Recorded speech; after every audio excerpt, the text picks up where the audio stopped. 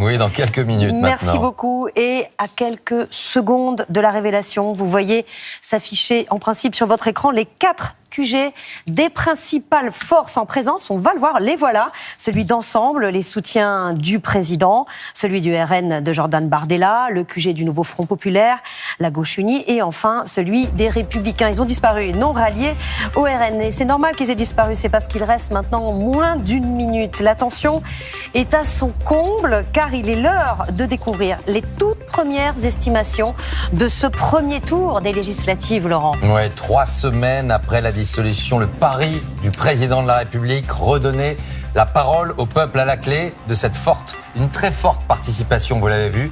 Mais pour quel résultat? Une campagne éclair, une recomposition politique en cours, en 3 blocs, épilogue d'une majorité présidentielle, une majorité claire, lisible, va-t-elle apparaître au terme de ce scrutin? Beaucoup de Français s'inquiètent, d'autres revendiquent un nouveau récit. Nos invités politiques sont en train de s'installer. Voici donc le message des électeurs ce soir. Le compte à rebours, vous le voyez, arrive. Vous allez découvrir cette estimation, la première de ce soir dans 5 secondes. Il est 20h. Et c'est le Rassemblement national et ses alliés qui arrivent en tête à 34%.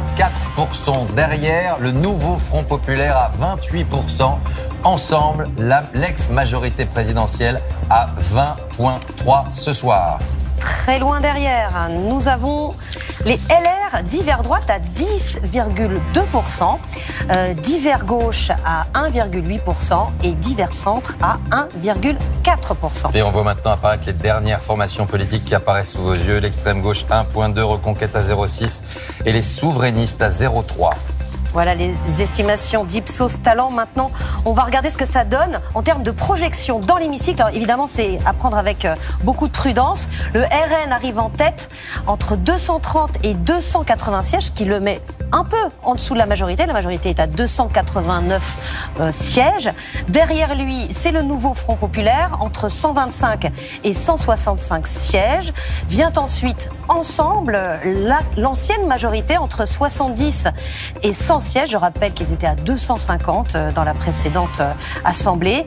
Puis LR, divers droite, entre 41 et 61 sièges. Enfin, les divers gauche, 11 à 19 sièges. Oui, une estimation en sièges qu'on laisse à l'écran parce qu'effectivement, on la prend avec précaution. On voit là le QG du Rassemblement national qui est effectivement en liesse ce soir avec cette intense participation et le nombre record de triangulaires qui s'annonce. Elle pourrait bousculer cette première lecture de ce soir. Les premières réactions, en tout cas de chez Marine Le Pen et Jordan Bardella, dans un instant.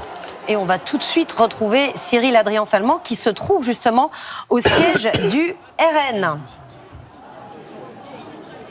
Oui, on attend Jordan Bardella ici aux alentours de 20h30 qui devrait prononcer une allocution que l'on dit dans son entourage, je cite, premier ministrable, solennel et sobre. Ce sont les 2 maîtres mots ici pour appeler les électeurs à voter, je cite, à confirmer et à même amplifier le résultat de ce soir. Cap second tour, je vous rappelle qu'ils avaient 89 députés à l'Assemblée nationale en 2022. L'objectif ce soir et la semaine prochaine, ce sera de basculer à 289 pour avoir la majorité absolue et faire donc de Jordan Bardella un Premier ministre. On attend Jordan Bardella dans quelques minutes ici pour un discours devant 300 journalistes. Il n'y a aucun militant invité ici.